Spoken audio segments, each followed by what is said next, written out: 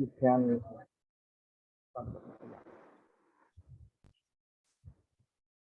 Thank you all for joining in and welcome to the PGP Advantage of Careers in Consulting session. It's a wonderful day and we have three of our very prestigious alums with us. We have Mr. Raja Dawn, who is a program director with KPMG India. Next, we have Meghna N. Shimali, who is an ex-EY and currently an associate partner. Next, we have Mr. Rohit Somani, who is an director with EY. And I'm Raghav. I'm a PGP candidate in class of 23. I am the vice president of the consulting club. And let's start the session. Mr. Don, can you please, can you give a quick round of introduction to all the participants that we have on the panel? Yeah, sure. Thanks, Raghav. Good evening, ladies and gentlemen. I am Raja Dawn from the class of 2004, and I'm currently working as a program director with KPMG India. For the last 5 years, I've been working with KPMG. And in my career spanning over 22 years in consulting sector, I worked with several organizations, including PricewaterhouseCoopers, ILNFS, and NCAER. Throughout my consulting career, I have focused mainly on public sector projects, which is like projects to deal with infrastructure and government schemes, but mostly in the urban sector with special emphasis on public-private partnership.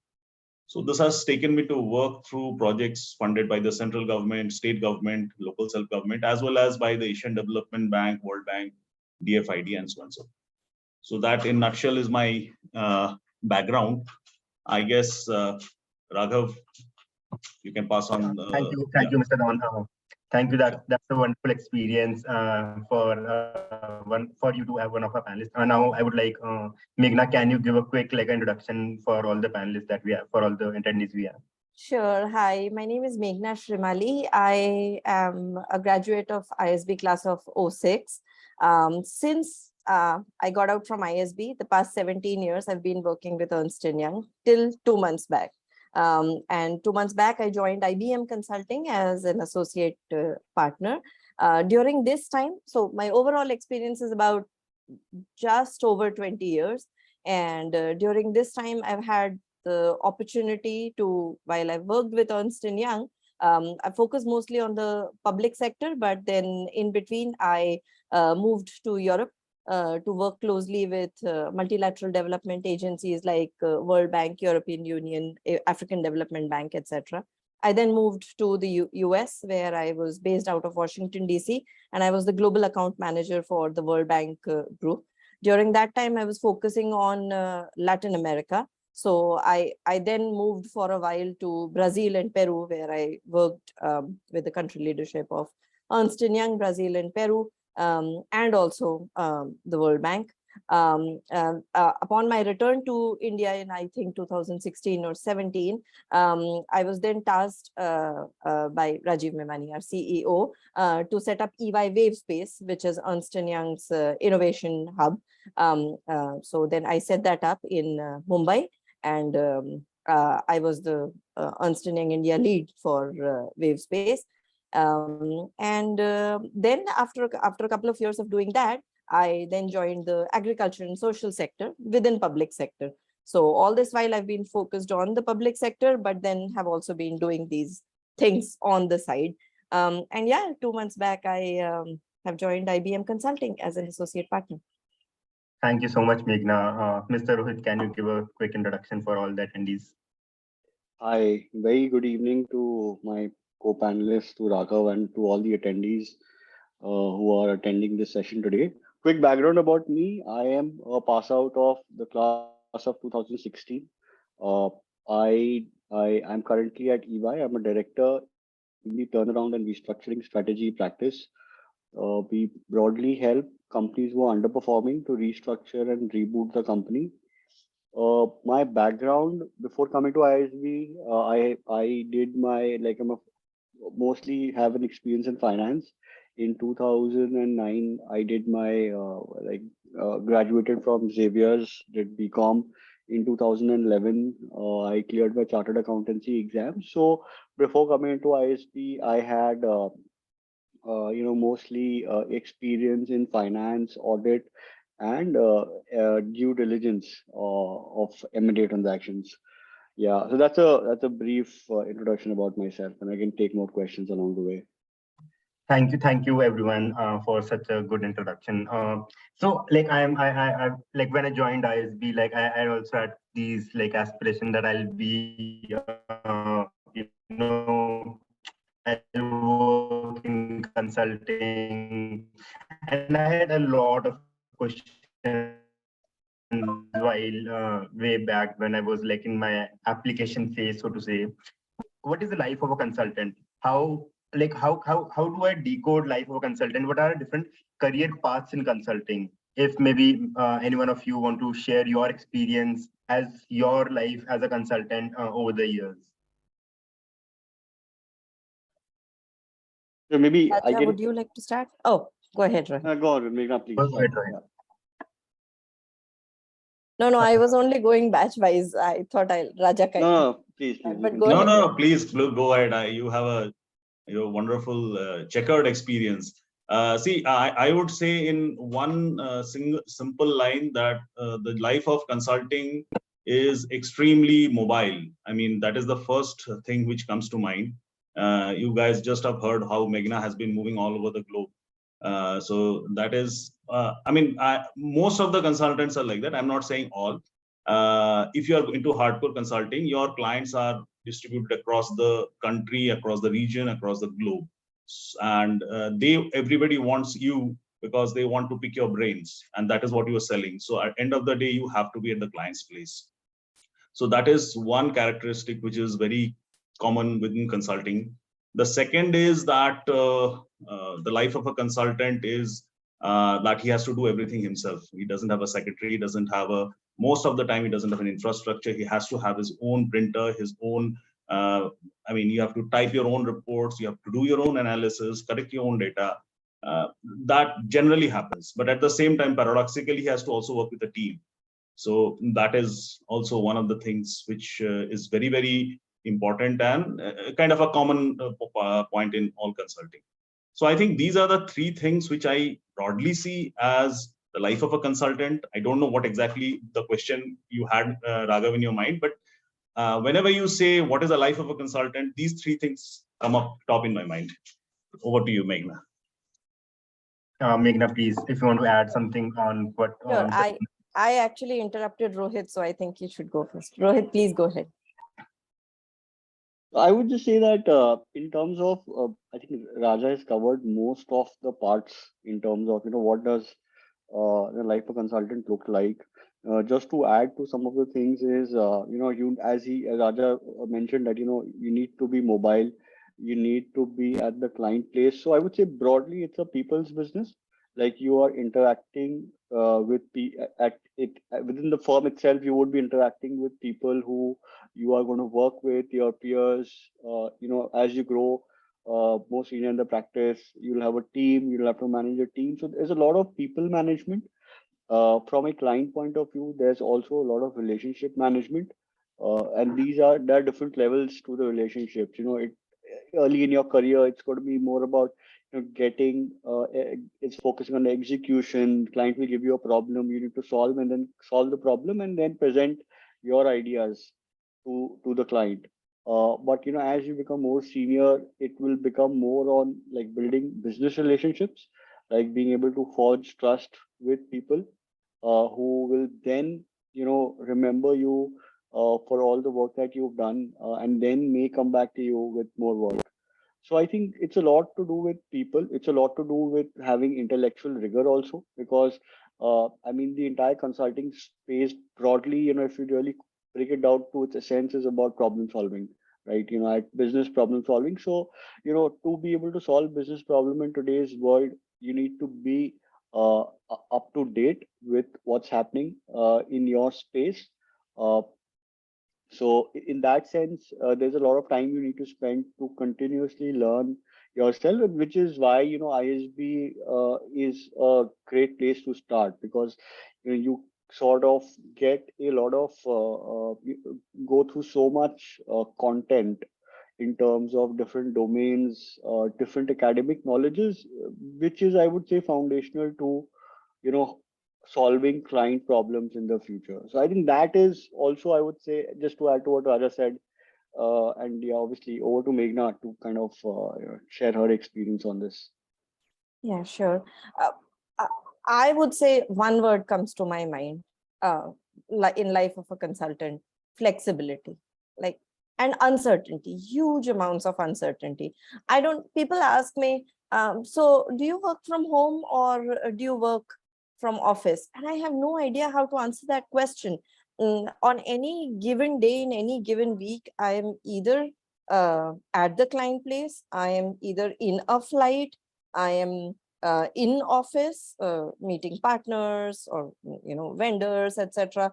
Or if I'm lucky, maybe a couple of hours I'm working from home.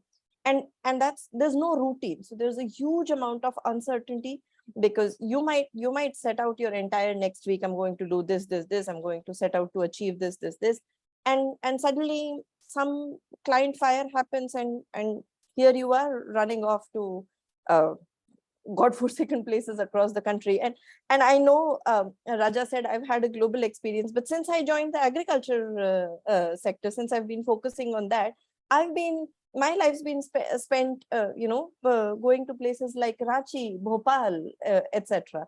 and that's equally challenging, equally difficult. So it's just the ability to deal with uncertainty, I think. But yeah, huge amount of flexibility, huge amount of uncertainty is what comes to my mind when I'm asked to describe life of consultant.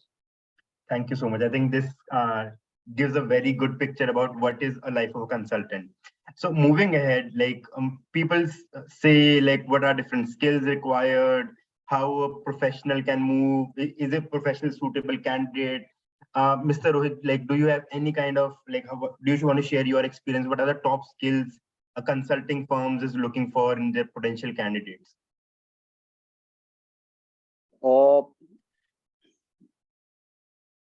I would say that, again, going back to what is consulting all about, it's all about having uh, solving client problems, right? So I think all the skills that you need, and I'm seeing a lot of questions in the chat where people are describing their backgrounds and talking about whether or not their background will kind of lead to a career in consulting. So I will try to also answer this question along with the skills part. So I think your background to some extent does play a role. I think people, when you go into an interview, people are evaluating you on whether you have an approach to solving business problems in the past. And that's, I would say, a very core and fundamental skill. And that's why, in ISP, you have the consulting club, and you do the case study problems where you will just think through the problem, right? I mean, and these problems may not necessarily require you to have prior context or knowledge of it, right? I mean, but it's your just ability to maybe break down a problem into subparts, and then being able to once you do that, then your approach to the problem is codified, and then you kind of collect data, ask people, and bring all your academic knowledge into the past. So I think number one is problem solving, definitely. I think from a background perspective, what I have seen at ISB, and maybe what Raja and Meghna can also add, is that generally consulting is very they don't really, there's no one fit criteria, one set of criteria on the basis of which your background will be screened. I think multiple people, because consulting in itself is a very vast space, right? While we call it consulting, but even within the group right now, all three of us are doing very different things in consulting, right? So there's the question of, like, someone has mentioned that they are from an automotive background, right? And can they shift to consulting, right? See, ultimately, automotive is also a manufacturing, and I'm not really sure what that person does, but it's a if you have manufacturing experience, right? Manufacturing is there for any other company, and there'll be is a very generalized area of work or function for most of the manufacturing based companies, and therefore when you go into, and consulting will have something called an ops vertical, where you are focusing on optimizing operations. So to that extent, your background can fit into multiple subsets of consulting. Also, at interview stage, people are not really going to filter you out because you don't come from a certain background, but the interview is going to be focused more on whether you have the core fundamental problem solving skills, whether you can communicate your ideas clearly, right? So I think those are the things which I would say is foundational, and everything else can be built over a period of time. Thank you, Rohit. Mr. Raja, do you want to add something here on what Rohit said? Yeah, Rohit broadly covered all the areas. I just want to say that, as he rightly says, that we all three have very different backgrounds and very different work areas, but we are all consultants. You see, I just take the example from a different field, say medicine, or rather, I would say that, say patient healthcare. So a nurse is a good nurse is a person who has a tendency to help people. But so is an air hostess. If you go to any air hostess's interview, the one thing that they really see is that whether the person is very caring, and same is with hospitality industry, people who are managing hotels. So there has to be a natural affinity to help other people. So that is a common thread between these three different professions. Similarly, in consulting, you must have a love for solving problems. So if you have that, then you have in you to be in consulting field. Now, for being a problem solver, you need an analytical mind. You need to be objective. You need to be able to structure the problem, and you need to be a voracious reader, voracious. You need to be like a vacuum cleaner in terms of absorbing knowledge. Whenever, whatever, you keep on absorbing knowledge, and your brain keeps on connecting those synapses between different areas, that makes you wiser and having more depth in that particular field. So those are some of the key features I think a consulting person must have. Now, if you see, in consulting there are two main kinds of qualities the person must have. The first, I think, is the hard skill. We are speaking so far about the soft skills, that the person should have love for problem solving and be able to structure the problem well, etc. But the hard skills are very important. You must be good in language, and unfortunately in our country, English is still the lingua franca. You can't help. I mean, I am not a big fan of a foreign language, and I would rather speak in my mother tongue or in Hindi, but this is a given thing. So you must be good in English, you must be able to write and as well speak well. So these are some of the hard skills you must have. You must be financially literate, and that is one of the biggest assets in consulting, which also is, of course, one of the biggest assets you can develop from MBA. So I think these are the two hard skills that you should also be having in consulting. That's from my side. Thank you, Mr. Don. Like, speaking from personal experience, like you both talked about people moving from different backgrounds. Like a very close friend of mine, she was an inspector, like a criminal investigation department of a government organization, posted in JK, and is currently working with the top tier consulting firms here. So like, people can come from different industries background and they can still make it to consulting. That's what I feel. Moving on, so like Meghna, I want to like ask you, what are different career paths in consulting? How a professional could grow when he or she has entered into consulting? How is consulting lucrative as a career option? Okay, so when you talk about career paths in consulting, like Rohit said, there's just so much diversity of work that you can do. You can go into sector consulting. So for example, I can see from the chat here that people are asking about whether their background is something that makes them a good fit for consulting. Any background makes you a good fit for consulting. Absolutely any background, because that background, the fact that you have experience in that background, makes you a good fit to become a consultant for that sector, for that domain, for that industry. So that's the first thing that consulting firms do. They provide advice to various industries, whether it's manufacturing, aviation, retail, hospitality, healthcare, what have you, public sector. So that's one.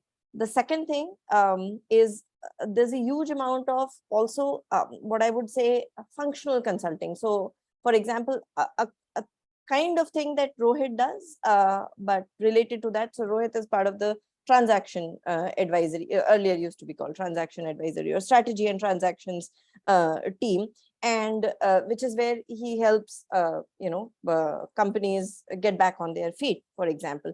Now that's something that requires a huge amount of broad-based experience, broad-based knowledge. So more like functional consulting.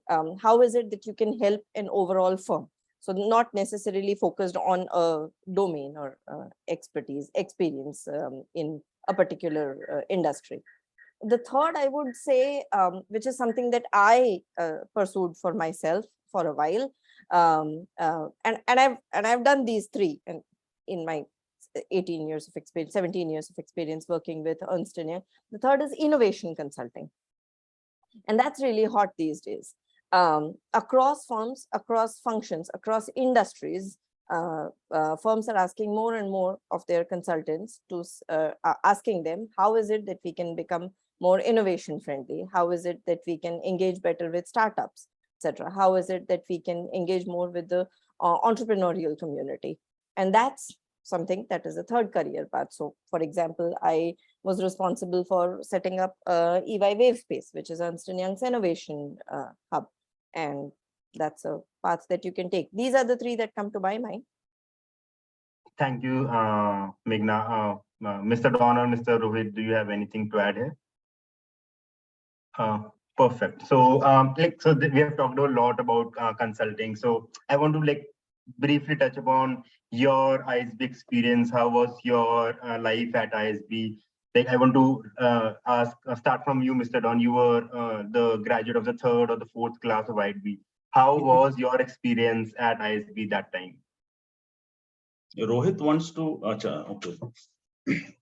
To be honest, I bumped into MBA. I was not very sure whether I would be interested in doing so. I was an architect basically. So I did my bachelor's in architecture from IIT Roorkee, and then I did my master's in transport planning. After that, I was working in Delhi for about almost 4 years as a transport planner and transport planning expert. I've been working on very seminal and very important projects of national importance, like inland waterways and highways and the Delhi Metro Rail Corporation. I did the entire. So when I was working on the Delhi Metro Rail Corporation, at the time I came across this financial modeling stuff. Then only I came to understand that there are things which are beyond my knowledge at that time. So somebody suggested MBA, and I sat for GMAT and had a good score, and I just finally ended up in ISB. Let's just start with ISB. The first thing in ISB was that I was completely shocked at the speed at which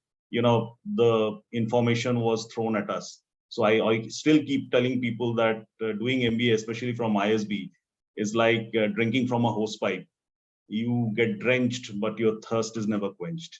So that is the kind of situation you will have in ISB. But one good thing about ISB is that they let you carry with you all the stuff that you have learned. And I think my education in ISB has not been in for 1 year, but it is still continuing for the last almost 18 years now.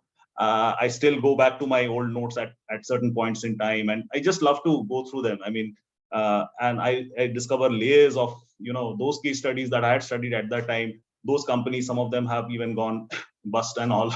So like to go through them and have a different perspective. So I was just talking with you, Raghav, before this. So in ISB, what happens is that you have 4 mandatory mandatory sessions, mandatory period, which is like 50% of the time, and then 4 terms which are electives. So in those mandatory 4 terms, you learn all the basic subjects like strategy, like finance, investment, like HR, like organization behavior, operation management, etc. Once you complete that, suddenly the perspective that you gain from the knowledge, from the case studies, from the exposure, from the discussions in the class, it is so fascinating. I mean, your brain cells, I think they go in an overdrive, and they just kind of evolve into something else. And in the 5th term, that is after the 4 mandatory terms, you start looking the world in a completely different fashion. So prior to ISB, I had zero knowledge of finance, a zero understanding of the business world as such, business processes. And I was happy. I used to think that, look, I have done 5 years architecture and then another 2 years in a master's degree in a very specialized field. So I should be having a great amount of knowledge. But only after doing MBA, I could see the world from a much bigger perspective. So I think ISB was a life-changing experience. I mean, any day, if I am given a chance, I will again go back to ISB. I'm saying this because I had the opportunity of doing PhD from IIT Delhi at that time. One of the professors was very impressed with my work and he had offered me a PhD. Fortunately, I did not go for a PhD. I think that was one of the best decisions of my life. And that was the academic part. The other great thing about ISB was that the experience. We were treated like kings and queens. I mean, every day I remember I used to leave for my lectures at around 8:30 at that time, or whatever, 9, just rush to the breakfast, and the beds were there. I mean, everything was unkempt and everything. So when we came back after the lectures or so, I think around 4 o'clock or 5 o'clock, everything was spick and span. It was almost a 5-star hotel. I mean, it is a 5-star hotel. It was run by Park Sarovar at that time. I don't know about now. I think it is still all the is. same. It still is. In fact, it is better. So I went for solstice last year. It still is. Still is. So that was one of the great things, because you really need that. 1 year is like a full-time immersion. You don't have any time to breathe. You hardly have any holidays except for the Christmas holidays, because at that time, because we had to have a sync with the American calendar because of that, that year end and Christmas kind of thing. But otherwise, no Diwali, no Durga Puja, nothing. We just had a continuous session.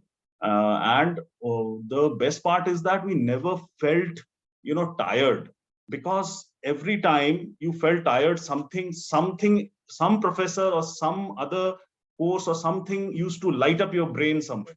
I mean, that was my personal experience. I don't know about everyone else. Meghna and Rohit will talk about themselves. So that constant firing of your brain cells with newer and very interesting kind of thought processes, interesting kind of case studies, interesting kind of. So at that time, of course, there was no WhatsApp University as you have nowadays. But I should say that it was just not a one-of-kind that you say something and you go away. They used to develop on that theme and completely give a very good perspective of that particular area, make you richer, and then leave. So that was the kind of experience I had from almost all the subjects. And I now really look back and I think that that 1 year was extremely stressful from some viewpoint, because we had to finish a lot of assignments. Sometimes we used to work till 2 or 3 on the night and then again get up and go for classes at 8. But it was also very, very enriching, and I would really love to go back once again, even if it is for a week or so. But unfortunately, I could not. So I think one of the best years of my life, I should say, had been ISB.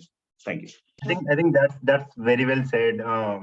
Like bringing on few points, like the stressful point. I remember my first week of ISB. It was orientation week, and all the alums are like, there would be terms maybe of 1 month, 30 days, and you will have to submit like 60, 65 assignments, and that's where the learning comes in. Rohit, do you want to share your experience at ISB? How was it how was it different from Mr. Raja, or was it like very similar to his? I think generally fast-paced, yes. It's very fast-paced. There's a lot of stuff happening. There's a lot of stuff to cover, and there's very less time. So I think from that point of view, things have not really changed from when probably Raja passed out and like while we were there. I just like to add a couple of things here, like from a consulting point of view. Number one, a lot of, and this related to some of the questions that people have been asking, right? That they are saying that we have a specific background. People are either in automotive or manufacturing or IT or whatever. So I think the whole point of an MBA is to be able to get a bird's eye view of the multiple domains in a business, right? So that is one way for you to diversify your experience, that you're not a specific functional person, but you have broad idea of multiple topics which are relevant to running a business, be it marketing, leadership, strategy, finance, operations, right? So I think that is one of the things which people do, and they manifest in terms of what sort of subjects you choose to study, right? Um, what kind of outside the regular academic stuff, what kind of case studies you do, project work, ELP. We had the thing called ELPs, which are mini projects which you do with a firm. So there are a lot of ways for you to kind of diversify, right? While it, they don't have an immediate impact, right? Uh, in terms of it, you will not suddenly, like if you spend 10 years in marketing, suddenly you just studied a couple of courses. So it's not like from the very next day you can claim that finance or something like that. But I think there are two things which happen. One, you have that kernel of the idea in your brain that there are multiple ways of looking at a business problem, right? So if a business is not doing well, it may not necessarily be a problem with the finance, right? It could be a marketing problem, which essentially you have to think through. So I think gives you that flexibility in terms of solving client problems, number one. And also, I think generally having um, even people who come to hire also, right? They kind of factor in that, if you're coming to ISB, right? Uh, People are now familiar with other things. While you have a core competency, you have a circle of competency, but that is probably one of the reasons why there's such high percentage of consulting hires from these schools generally. Thank you, Rohit. Meghna, do you want to share your experience at ISB? How was your life at ISB? Yeah, sure. So my life at ISB was an absolute whirlwind. I have no idea how most of us managed to come out of it alive. It was essentially a struggle from day one to day two to day n. And I can see Raja nodding. I think one of the things that I really liked about ISB is that I know Raja said that they treat us like kings and queens, but I would say that they treat us with a lot of respect, which is very different from what you see in most other B schools. And this is not about naming other B schools, or in general. There's no warden coming around at night. I just want to interrupt here. I just wanted, they treat us like customers. They treat us like their clients. Yeah. Clients. Yeah. And that is almost like you are in a 5-star hotel. I mean, it is not like that you are giving money and they're giving service. Yeah, they treat no, with it's respect. not. Yeah. And it's not just about the hotel or the hospitality part. There's a huge amount of respect in the sense that yeah, and yeah, it's almost like, okay, they don't treat us like students. They don't. There's no girls hostel and boys hostel separately. They treat us.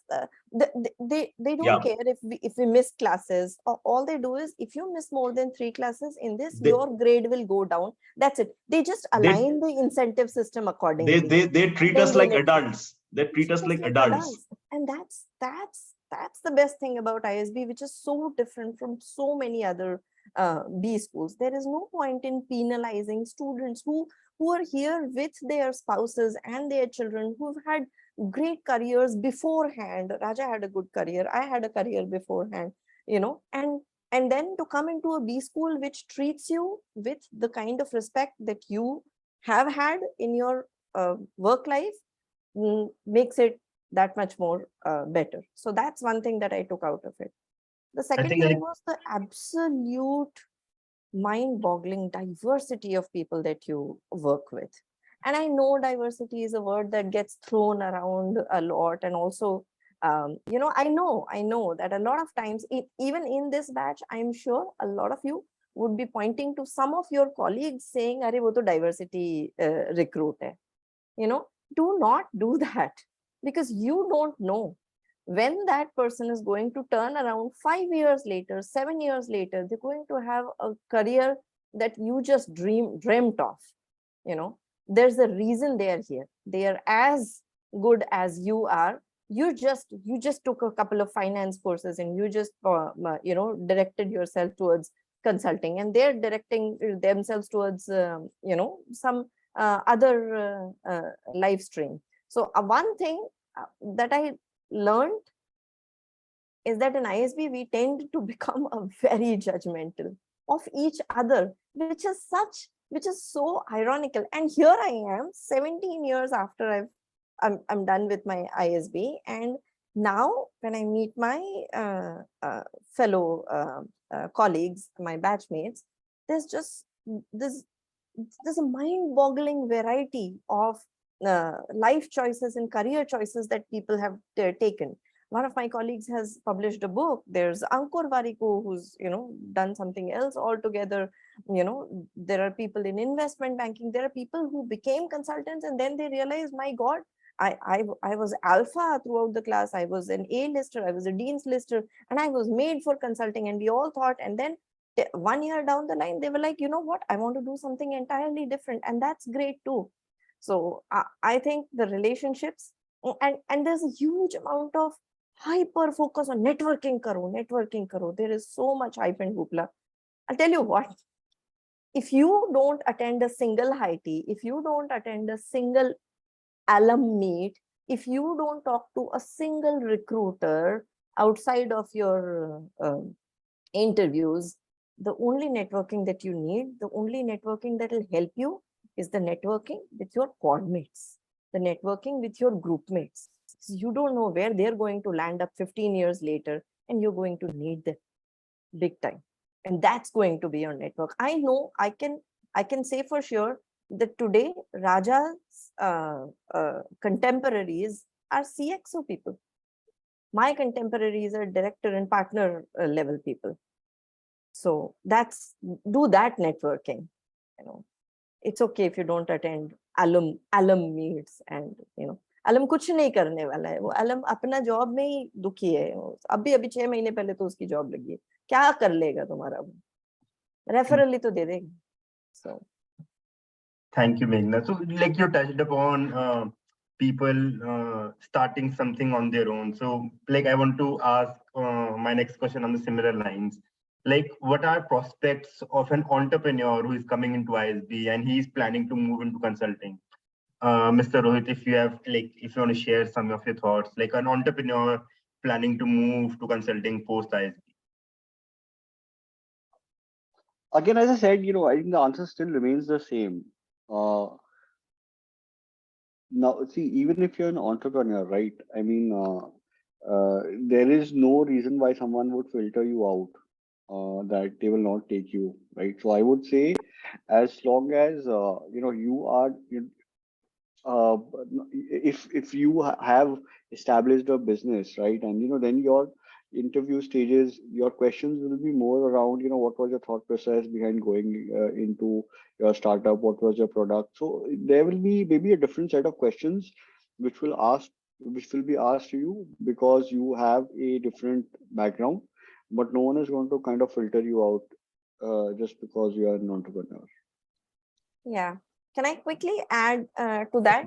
If you've been an entrepreneur, Rohit said about problem solving abilities, and so did Raja. If you've been an entrepreneur pre-ISB, there's a good chance you'll do much, much better in consulting than your peers, because that's what consulting is all about.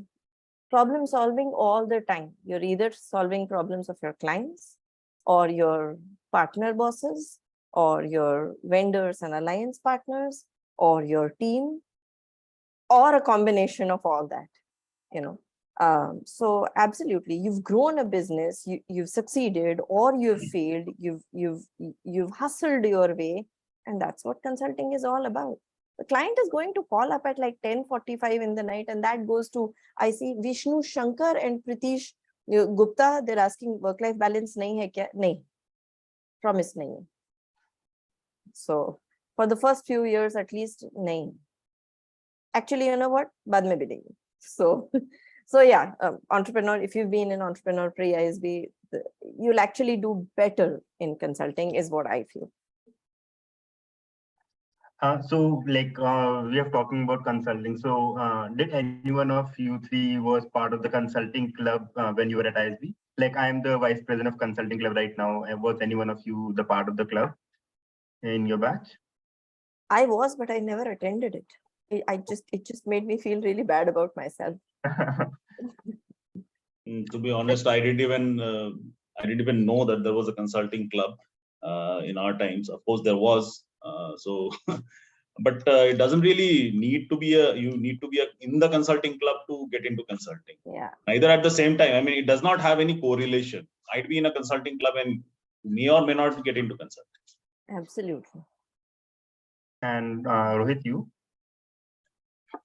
I was also not part of the consulting club. Okay. I guess the reason I would say is that my sense is that in that 1 year, you are trying out a multiple set of things, right? And it is okay if you don't really have complete clarity of what you will exit ISB with. In some cases, I would say there are a lot of people who have clarity that they want to get into consulting, and for them, being part of consulting clubs helps them from an interview preparation point of view. That you practice case studies, you refine your resume, and that's a good strategy also. But there are also a lot of set of people who want to explore what are the other opportunities coming at ISB, and where you want to find kind of some meet your purpose of coming to ISB. And so in that sense, I would say that whether you are in the consulting club or you're not, you don't really, it doesn't really have any correlation with you getting a consulting job out of ISB also.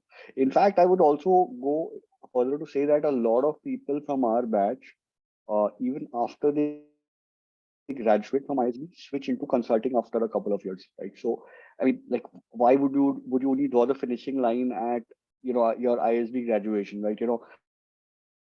After a year or two, people know ISB as a consulting school, so the opportunities into consulting are always there.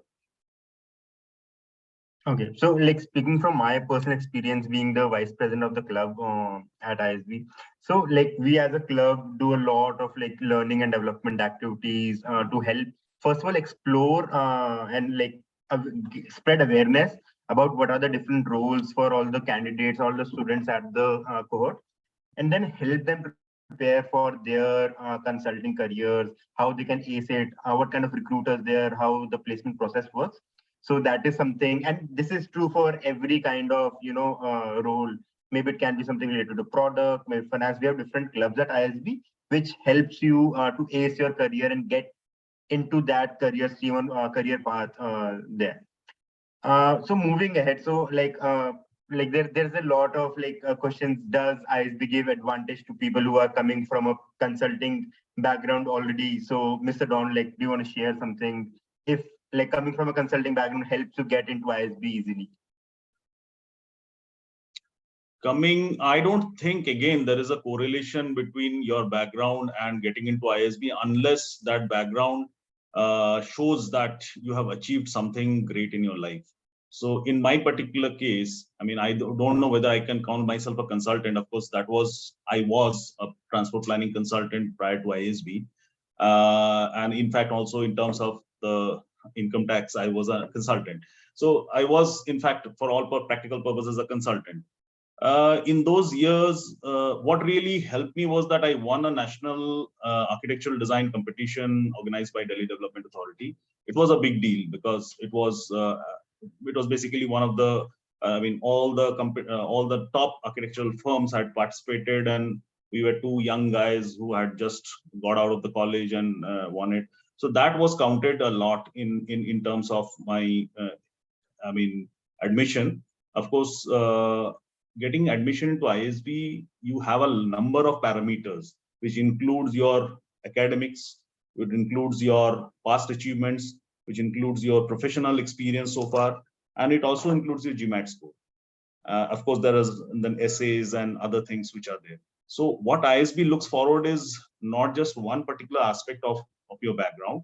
It is a combination of all these aspects, and they want a person who is a well-rounded person or has the potential to become a well-rounded person and contribute from the diversity perspective, which Meghna was talking about. So I scored very high on the diversity, I guess, because my background was not that of a typical IT engineer, neither that of a chartered accountant. I came from an infrastructure background, which was pretty relatively new in those days. And now it is infrastructure is a very well used or well abused word, as you might like to say. But in those days, infrastructure had, nobody understood infrastructure. Either people went to finance or they went to IT.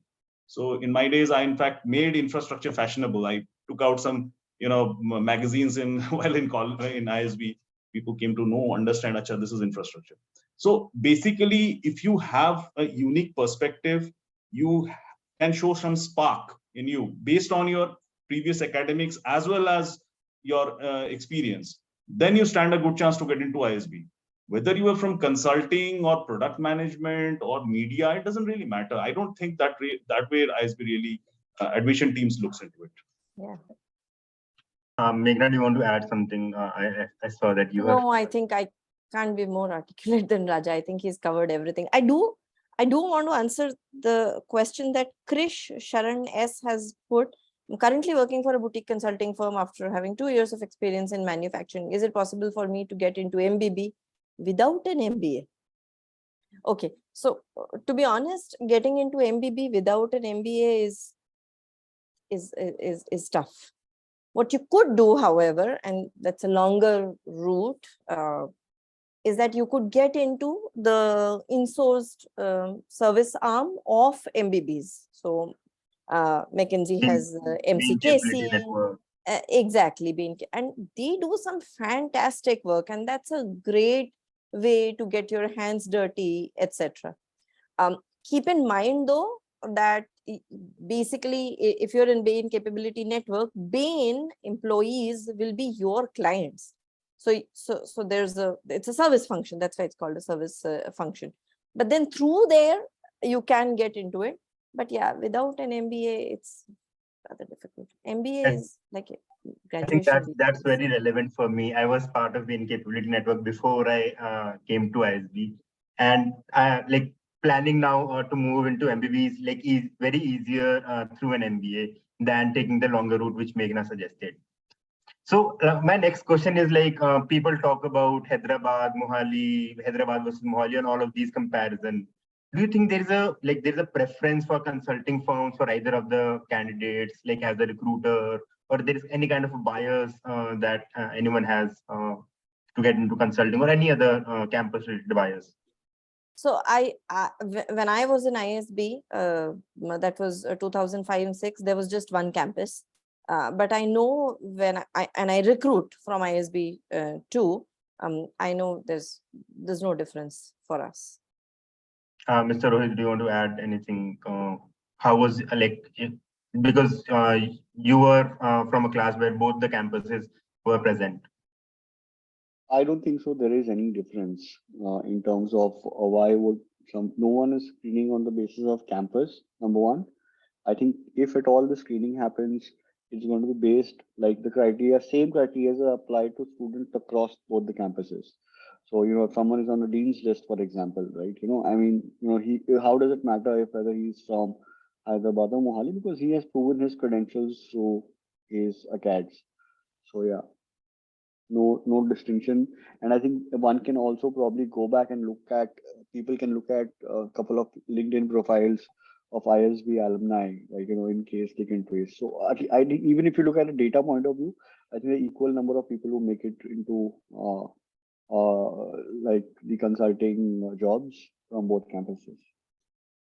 Thank you. And adding on to as I'm the current PGP candidate student right now, so the recruiter don't even get to know which campus are you when they are shortlisting their resume. So there cannot be any kind of bias in the minds of recruiter.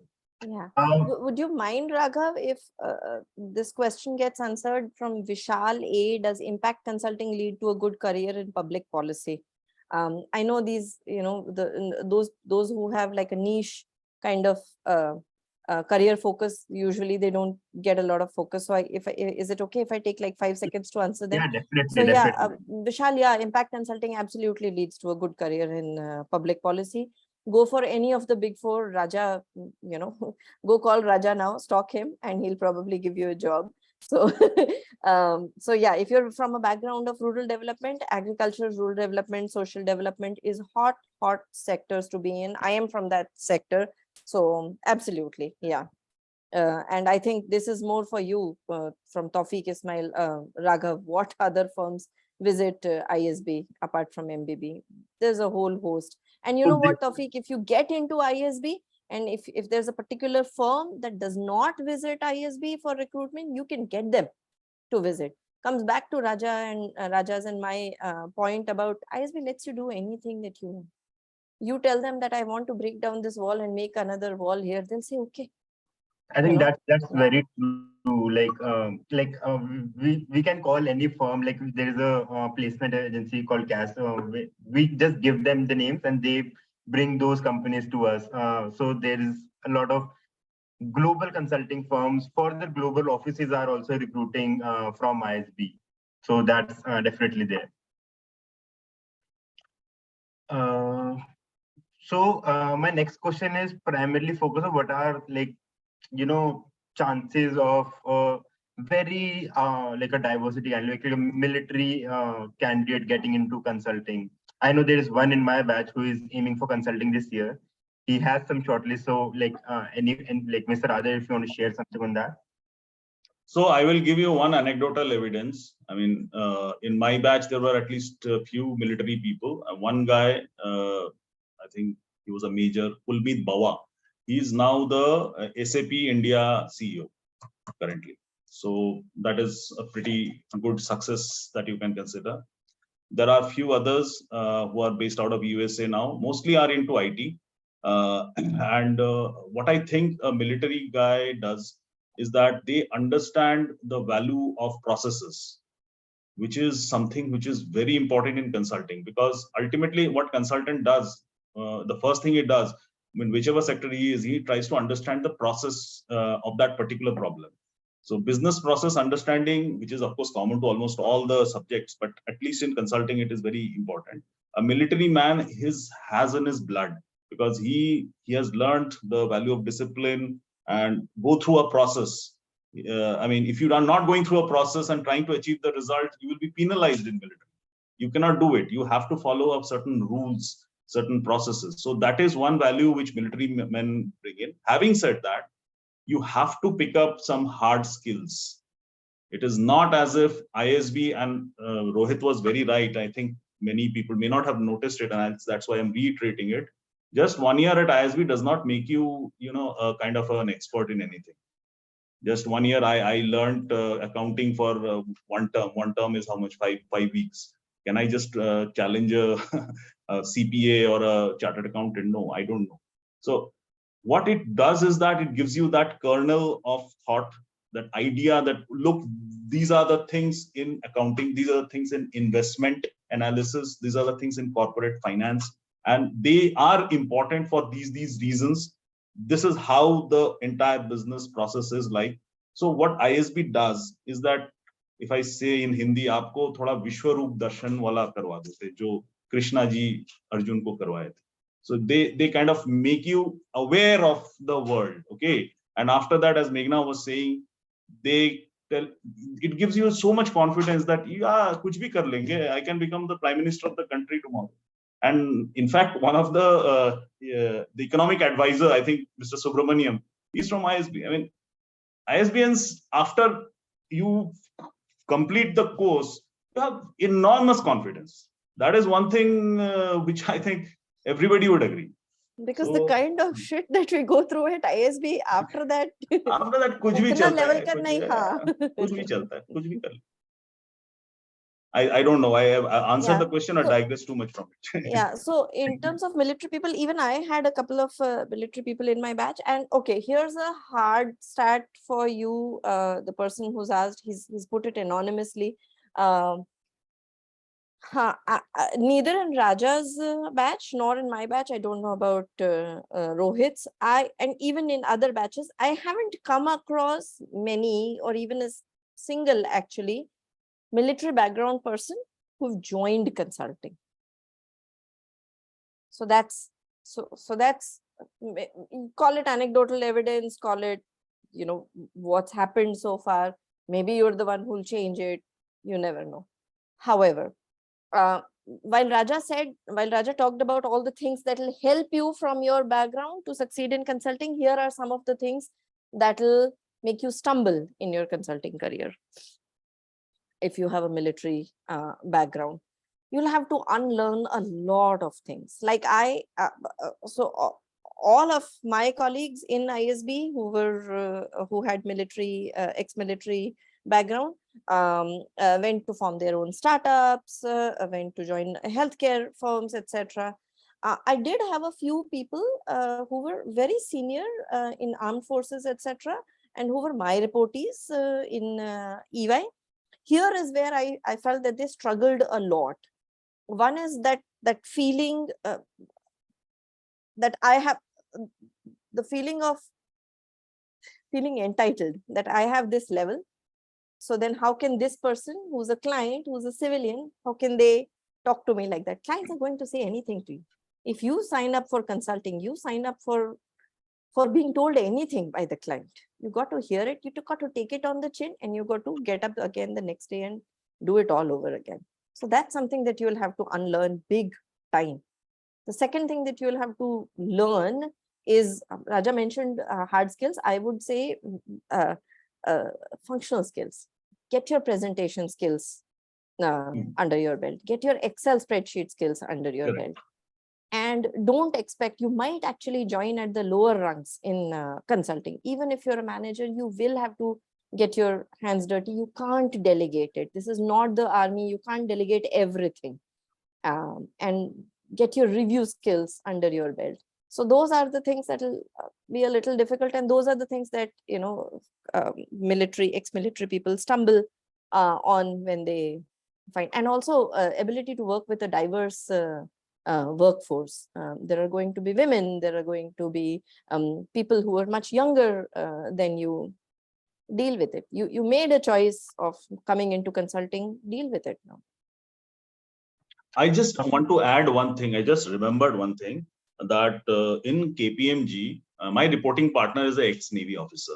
Okay. So, and in fact, two of my colleagues are again Navy officers. So we, in our small group, we have 3 Navy officers. So again, an anecdotal experience, but see what Meghna has said is that they really have, adapted to this environment. They had lived in a very regimented kind of, very rule-based kind of environment where seniority matters a lot. But we never feel that, okay, they are army type people, they're extremely regimented, that kind of thought process you never feel when you actually meet them. So that, I think, is a very important thing. Thank you. Rohit, my next question is for you. So people compare a lot about, management consulting from the big 3 or so-called MBBs of the world versus the consulting in the big 4. So how is it different? Like where does the difference comes in? I think essentially I would say that, the business models of the platforms versus the big 4s is entirely different, right? There's a need in the market for both kind of business models. These platforms will end up doing less volume, but higher value. But the big 4s will end up doing a lot of volume, right? Maybe at lesser value, but they'll end up doing a lot of more volume. And in terms of market share, the business models for both the firms have evolved in a way where they are very, very strong. I would say they are not easily displaceable. You can say it's not really a monopoly, but it's all the firms have reached a level of knowledge accumulation, brand accumulation, where it's hard to displace any of them. So I would that's the market, right? You need different sort of products and services to suit the customers. Not everyone can pay a 10 crore fee to a platform, right? And similarly, the platforms obviously do that niche consulting, and there's a market for it also. In terms of the project work, I would say broadly, if you look at the consulting verticals of whether it's the strat, the strat firms or the MBBs, they are largely the same in terms of, they will be organized by sectors, right? They'll be organized by function, uh, and they will be bidding. In most of the cases, we are also bidding against those platforms, right? And from a client point of view, whenever it comes from a selection point of view, obviously it will be determined by that particular context, whether the client wants to go for someone who scores, who has more credentials in that particular project. In some cases, client may also be very price sensitive and may not want to really, would want a job to be completed in a certain budget, right? So, but by and large, and in terms of the way the firms are organized, and even especially for the audience that we have today, right? From a day in the life of a consultant will not be substantially different across these firms. And yeah, that's my 2 cents on this. Yeah, thank you. I'd Yeah, like to add quickly yeah, to that. Whenever this question comes up, MBB versus, and I don't think I can do better than Rohit in the way he so articulately described. But I'd actually like to add a different angle to it. Whenever I get asked this question, MBB है better है कि EY KPMG Big Four better है या कुछ और है, I feel like, aren't we ignorant? Do we even know the entire consulting landscape? Did you know how many of the people here on this call know that MasterCard has a consulting arm and they are they are paying really good in payments some of the consulting. highest salaries in the market right now, some of the best work they're doing? Did you know Capgemini does consulting and pays really good, right? If it's the pay that you're looking for and the kind of work. Did you know that Atos, the company that got eaten up by the does some really good work? So have you really stepped back and looked at the entire consulting landscape? Sure, if you want to get into MBB, get into it, but maybe go to it having worked at these other firms, and having accumulated that experience. And of course, like Rohit said, there's not a lot of substantial difference between the work that gets done and the way they are organized. So yeah, maybe take a step back, look at the consulting landscape, broaden your horizon, look at all the options available, then go for consulting rather than saying consulting matlab Big Four and Big Three. Yeah, thank you. We can open the floor for all the attendees to ask their questions. So Yes, feel free to raise your hands and you can come on call and we can discuss your particular query about consulting. And please, let's try to restrict our questions related to consulting domain only. This is purely a consulting advantage session that we are conducting here. absolutely. I mean, this is I was about to say. Thank you so much, Alan, Ms. Meghna, Mr. Rohit, Mr. Don. Okay. So me and Rakho, one by one, we can see there are quite a few hand which are raised. We will start unmuting people. You can ask the questions, and please stick to your questions regarding consulting. No GMAGRs for the admission process, the essay, the work profile, and all. Please, for that, we as an admission team do a separate webinar, which is almost every Wednesday, and that is going on. You can ask these questions there, or you can write it to us at pgp@isb.edu. I'll write that email address there. You can ask these admission-related questions there. Yeah. So Rakhi Banerjee, I'm unmuted. Please go ahead and ask the question. Hello, good evening. I think I am on the second webinar, and I have never seen the panelists to be so candid and friendly to answer our questions. So good evening to you all, and thanks a ton for sharing this platform with us, to the ISB people also. So my question is like that. I have an experience in banking, 7.5 years and more than that.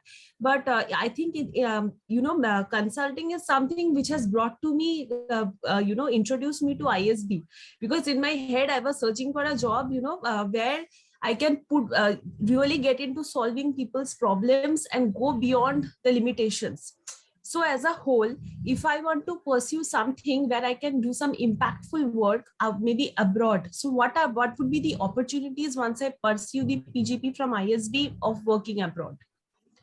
Because that is something which would be much more impactful for me, doing some quality work in India and also outside India. So I think, give a very, very relevant and very, very recent example. One of my closest friend at ISB would most likely would be working for a very good, great consulting firm based out of Dubai, post his ISB. So opportunities are definitely there. It's just that if you are interested, and if you are really, really interested, you can make it through that. Okay. And also, Rakhi, we are doing a webinar on careers abroad. You will receive information about it. So for placements and careers at ISB abroad, you can join that webinar. Okay.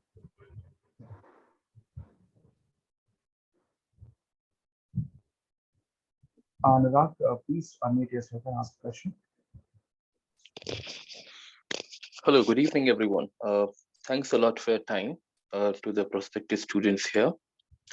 Actually, I've already asked the question in the chat and Rohit has given me more than enough sufficient answer for my query. I just have a follow-up question. Rohit has mentioned that there are mostly entry-level jobs in consulting when we go for PGP. However, I do have 7 years of experience, a postgraduate in advanced construction management, a PMP and a business analytics course from Wharton. What kind of a consulting roles would be open for me if majority of them have to be in the entry level? Would my increased experience be an impediment to that, or will consulting firms would consider me for a role, even if it's an entry level job, if I'm really, really interested in consulting? What would be your thoughts? Please guide me. Rohit, do you want to take that? Yeah. So generally, I mean, this is my sense, and other people can have different views.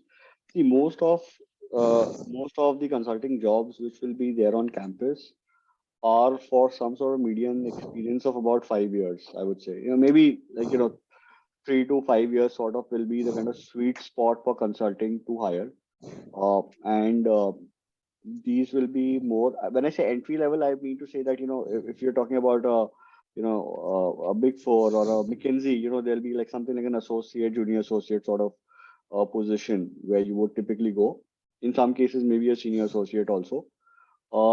I have personally not seen too many lateral hires into consulting. And when I say lateral hires, this is more fit for people who, let's say, have 6, 7, 8, and upwards of experience, like maybe more than 7 years or 8 years of experience. There's no hard number to it. And the reason is that, when you are going at a senior level, you need to figure out, your comp.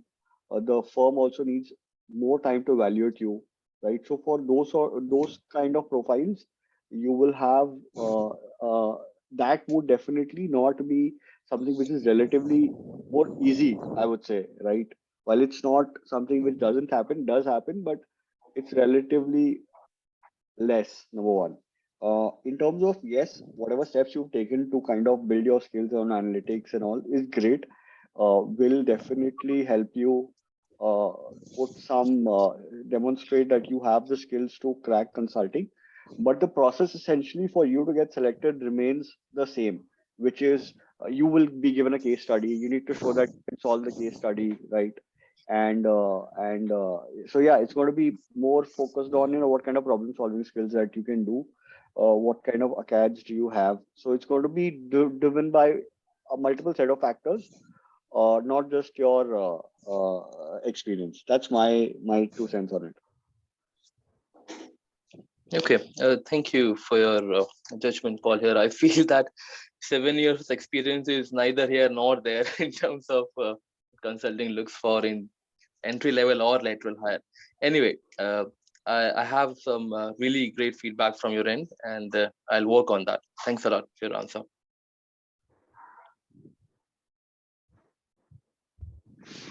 Vinay, please unmute yourself and ask a question. Vinay, Yeah, Kaushik, thanks a lot. And I think this is just a follow-up question to that. So in my case, I have about 8+ years of experience. And in the last 5 years, I've been advising governments, and I've already worked with one of the big fours for a while as a project manager, specifically in advising governments. So would this experience account for a senior position, let's say at an MBB, post my MBA? I think, Rohit, I think this might be a question to you more. Thank you. Absolutely. I mean, I think Raja and I are both from the public sector, and if you have public sector experience, that's a much desired quantity for consulting firms. What do you think, Raja? Yeah. So Meghna and Rohit, I have a little bit different viewpoint going by my experience with KPMG and also previously I worked with PwC. Of course, it is true that if you want to get into MBB, generally they take you at a junior level if you are right out of the campus. And that I don't know whether it has changed or not. I don't have personally any experience. But in case of Big Four, I don't think you need an MBA always to be in Big Four. At least I don't think around more than 60% of my team members don't have an MBA. So it is not really required in that sense, especially when it comes to the GNPs, the government and public sector unit for which I work. The reason for this is that the client has very specific needs for which always an MBA is not required.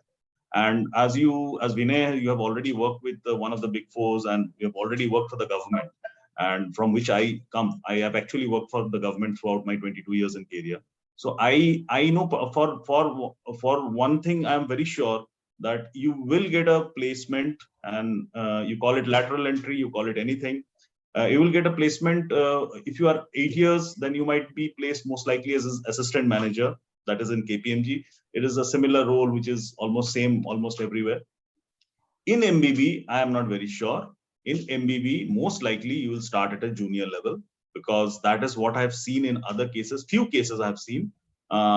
It is unfair, and they generally tend to treat Indian students a little unfairly compared to others. But I feel that way. Big Fours won't mistreat you, or they will make you start at a lower level.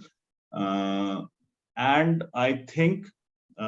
So I think the MBB answer is not really my cup of tea. So I have no experience. But when you come to Big Four, I don't really think lateral entry would be a big problem. If you have more than say 10 or 12 years of experience, you might be taken as an AD, an associate director.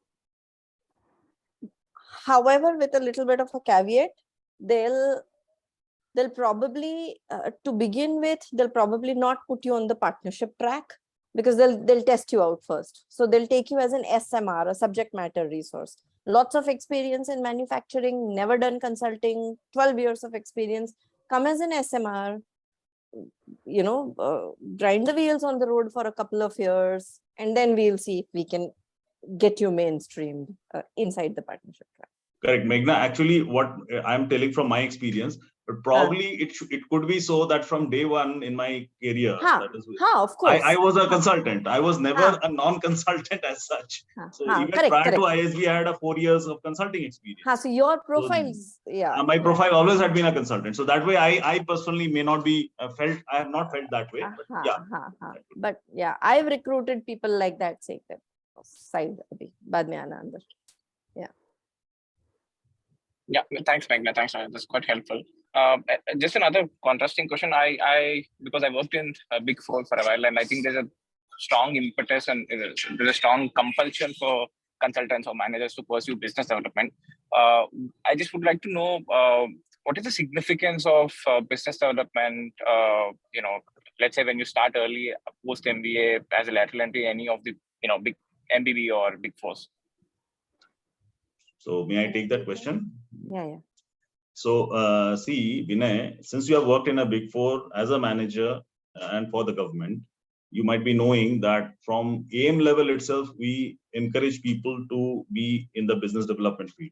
So first of all, in Big Four at least, the model that we follow is that a person should do the entire thing himself. I mean, it is almost like intrapreneurship. We call it intrapreneur, not an entrepreneur, intrapreneur. The person has to get business, he has to deliver, he has to do the invoicing and also get the payment. So it is almost, that is the kind of expectation. And at senior levels, at my levels, it is almost that is the kind of work I do every day, in and out. I get the business, I ensure delivery through my team, and I then get the payment. So that is, and this is a lot of work.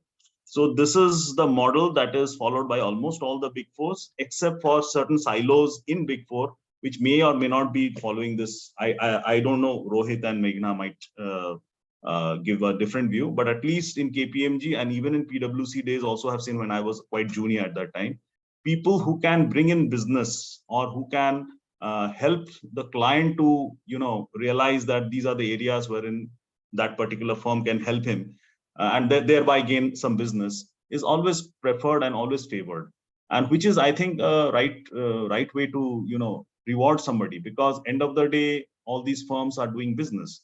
The end goal is to get more and more business. So if somebody can ensure that, then nothing like it.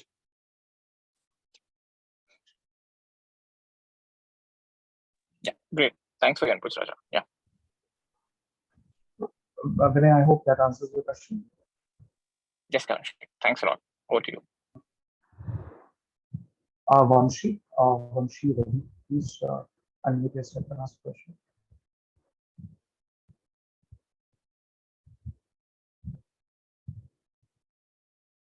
Vanshi, you there?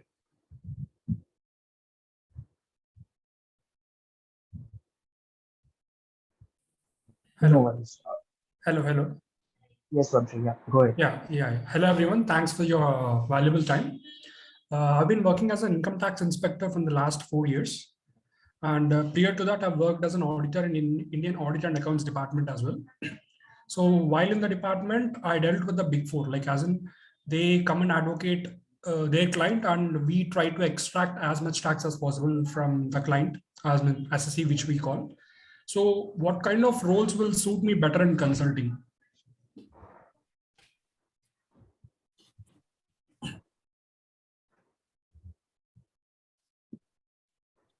Big Fours have this arm called tax advisory services. You're most welcome. You'll be on the other side of the table now. Yeah, exactly. You'll be helping clients how to, evade. Save taxes. Evade taxes legally. Evade taxes legally, yeah. Tax planning is the more politically appropriate word. Yes. See, now this is the absolute, just the kind of thing that a strategy and transactions team person would say, right? Tax planning. Yeah, and what are the negative sides of consulting career? Negative sides, like what do you feel that you have lost somewhere, or do you regret coming in this path? See, consulting, the biggest negative is that consultants, after some time, they feel frustrated. I mean, I'm not getting into the work-life balance, etc., which every profession has. And I'll say this because consultants, they write like Shakespeare, but they act like Hamlet, because they don't have the time to act. They only keep on writing and giving their advice and gyan. And most of the times the gyan does not get implemented or gets implemented shoddily. So personally, I had a lot of regrets.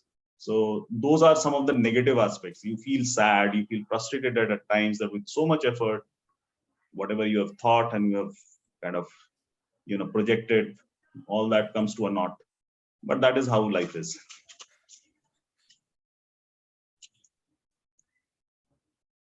I would say, yeah, frustration is one. However, after a while, what happens? So in the beginning few years, you're like, oh, I'm working on retail today. I'm working on aviation today, this client, that client, etc. But after a while, you realize when you get to a senior level, say a director or an associate partner or a partner level, you realize that your life is just being measured by quarters or by fiscal years, You die on June 30th and you are given a new life on July 1. Raja is like nodding away. So so essentially it all comes down to what your new revenue targets are, the size of team that you're building, etc. But of course, that's in the later years of your career. Work-life balance is a huge issue in consulting for the first few years. You can keep switching firms or switching teams, etc. if that's becoming too much of a problem. Burnout is a huge issue in that sense. Taking a break can help. Taking a sabbatical can help. I have taken sabbaticals. Last year, I took a sabbatical for 3 months. The firm was very, supportive in that. And taking a sabbatical is not a thing to be ashamed of. You need it because you need it. My simple reason was my burnout ho rahi hu. I love this firm. I love working here. I love the clients, love everything, love the high speed chase of everything. But right now I need to kind of get the gears working back again. 3 months and I'll be back. And they were like, sure, 3 months sabbatical, full pay. So that also happens. Do that if you really like it. Okay. Yeah, Vamshi, thank you. Prashanji plus, Yeah. please ask. Hi all, thank you for giving me this opportunity. I just have one question. I have 11 plus years of experience in IT consulting. So my functional area of expertise is capital market, capital banking and BFSI domain basically. So if I move to consulting from IT consulting to management consulting, will there be a significant transition in my knowledge, or I can smoothly move from IT to management consulting post ISB? So that is what I was thinking. So I think, first of all, Prasenjit, one thing everybody should realize now is that digital is the way forward. So if you are not digitally literate, you are going down your career. I mean, you're just finishing off your career. Everybody has to learn to become digital, and this is the way forward. So you are already at an extremely advantageous position. Be it management consulting, be it any kind of consulting, and formerly we as government consulting never used to be so much in the digital space, but now we are forced to. We are forced to kind of learn and relearn and unlearn and take courses and just bring us up to that stage wherein we can at least converse intelligently with the client as well as the vendors, because digital is a tool which has become part and parcel of our lives. So when you have that kind of background, that is an asset. I mean, don't think about now management consulting or IT consulting. Of course, there are specialized areas, but management consulting now incorporates a huge amount of digital tools, which I think will be of extreme use. I mean, extreme usefulness to you. Okay, sir. One more thing, just want to ask. Since I'm working from BFSI domain, so this domain can ideally I think explore all the management consulting, including Big Four and MBB, I believe. So in IT consulting, which can be part of functional consulting as well, do MBB have such kind of roles for people like me, having 11 years of experience or 12 years of experience?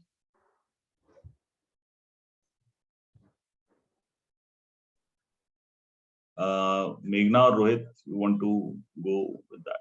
Sorry, was that about tech consulting? Yeah, actually, I have combined experience of functional consulting as well as IT consulting. Okay, so current which I'm working right now is a digital transformation of a platform from legacy platform to an high network platform where no applications will be used for doing the daily day-to-day transactions of banking. Okay, so we are transferring the platform from legacy to new platform. So this kind of experience is going to help me in consulting, which can be a part of functional consulting. As Rohit mentioned that we have various verticals like BFSI, manufacturing, or any other healthcare. So under manufacturing, you can have finance, you can have transformation of IT. Even in banking also, you can have IT or other functions. So my experience, can fit any of this in management consulting? That's what I'm trying to understand. No, if you are very specific about MBB, then I will refer to what Rohit was telling some time back, that MBB basically what we call the strat consultants. They take the morning flight, come to the client's office, spend few hours, and they take the evening flight back. I mean, that of course is not the right way to express, but that is a caricature which is quite fits with their style and approach. They don't really, work on this kind of large scale and extremely resource intensive projects which you are working on. And this is the kind of projects generally Big Fours undertake. Okay. Generally Big Four and many other firms undertake. Having said that, I want Meghna and Rohit also to come because I don't have any direct experience in this kind of. I think I broadly agree with you. Yeah, my only advice would be not to focus too much on manufacturing में मुझे ये function के ऊपर focus करना है, etc. Keep your skills broad-based. The more broad-based skills you have, the more you'll be valued, the more you'll be able to work across, and the more you'll be valued by a variety of clients, and you'll be able to use your skills across. That's it. So actually, I understand your this thing, Meghna, but what I'm trying to figure it out from this conversation is that I have worked for 9.5 years in BFSI domain, particularly in capital market domain, where lot of derivatives products, fixed income products. Okay, all those things I have dealt it actually. I worked 9.5 years there. So currently I'm working for another client in oil and gas. It's totally different for me. Okay, I'm working for oil and gas right now for the kind of project I'm going right now. So my concern is, since I have worked in two extremes, in career experience, which I'm going through right now, will this experience makes me a perfect fit for any management consulting or IT consulting or advisory consulting? This is what I'm trying to figure out from all your responses, which I'm trying to figure it out. So Prasenjit, in one word, yes, it does. So please don't, I find that you are very agitated and kind of you're breaking your head on something which is not so consequential. I think you have a wonderful, diverse experience, which many people would give their right arm for. And you should cultivate this. You should come to ISB, do the MBA. And once you do that, you'll suddenly see the world change in front of you. And then don't get, as Meghna said, don't focus on this particular firm or that particular sector. Think what you really want from the bottom of your heart. And you will find that you might find something else, completely different kind of sector, which is interesting to you. Okay, sir. Yeah, thank you, sir. Thank you. Would you like to wrap up? Yeah. Yeah, I was just about to say. Thank you so much thank you all the attendees for attending and all the panelists, Mr. Raja, Ms. Meghna, and Ms. Rohit. This was really a wonderful session, and it really helped all the attendees to know about the consulting domain and ISB. And thank you so much. And for all the attendees, if you have any other question, Kaushik from ISB team is still on the call, and you can ask him. And alternatively, you can reach out to ISB's email address, which Kaushik have already mentioned in the chat for any other queries. Thank you so much, everybody. Have a good day. Thank you, Mr. Raja. Thank you, Meghna. Thank you, Rohit. Thank you, everyone, for joining the session. Thank you, Raghav, for being a wonderful moderator. Yeah.